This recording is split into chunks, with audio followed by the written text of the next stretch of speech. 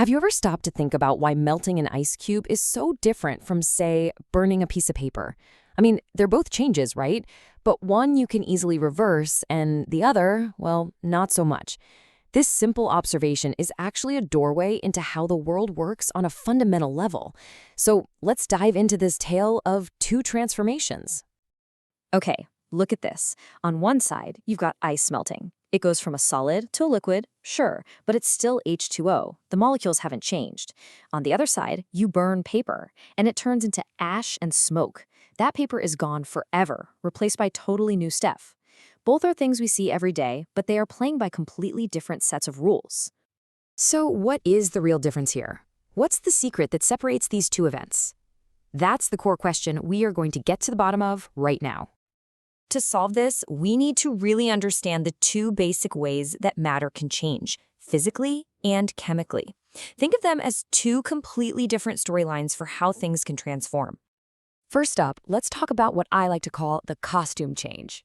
This is our physical change.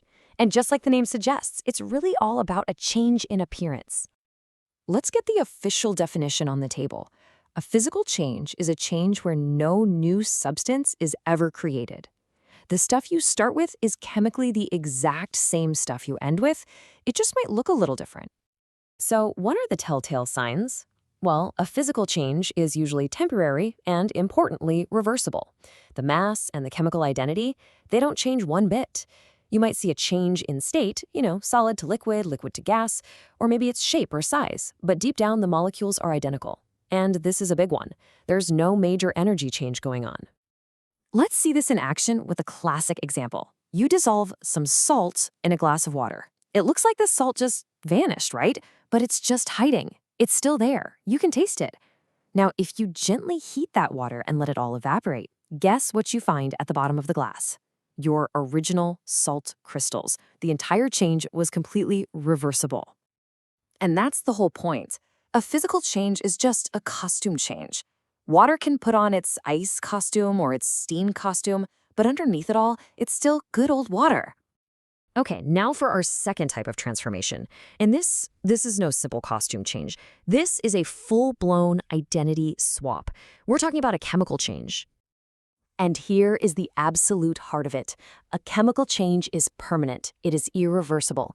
And the most important part, it creates one or more entirely new substances that have totally different properties from whatever you started with.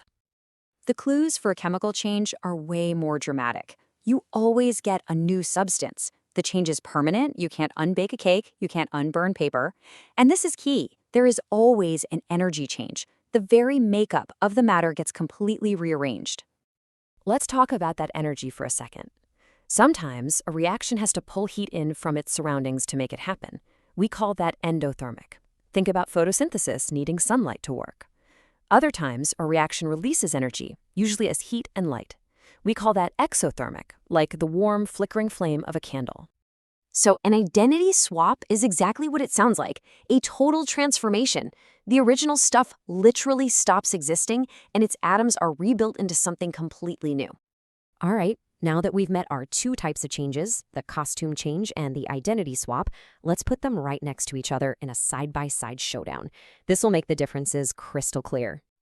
This table lays it all out perfectly. Let's run through it. A new substance? Nope, not for physical, but always for chemical. Is it reversible? Usually for physical, never for chemical. What about a big energy change? Not really for physical, but absolutely for chemical.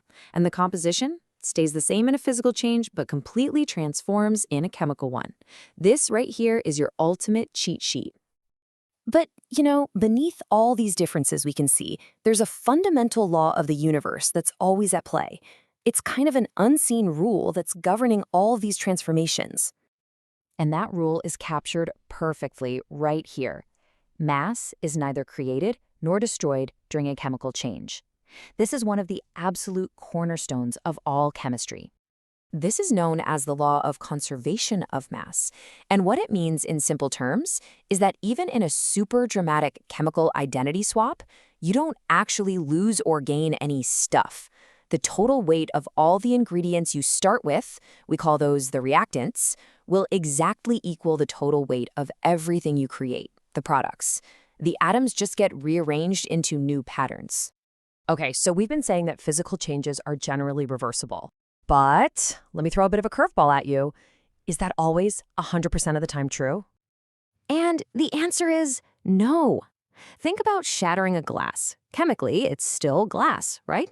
The molecules didn't change. That means it's a physical change. But good luck trying to reverse that one. So, while many physical changes are reversible, it's not a hard and fast rule in every single case. So let's wrap this all up with the key takeaways. Just remember, a physical change is like a temporary costume change. A chemical change is a permanent identity swap. We learned that energy can either be absorbed, that's endothermic, or released, that's exothermic. And of course, the golden rule. Matter can't be created or destroyed, it just gets rearranged. And there you have it, the tale of two transformations. Now you know the difference. So I'm going to leave you with one last thing to chew on, to test your new skills. What kind of change is cooking an egg? I mean, think about it. You can't uncook it, can you?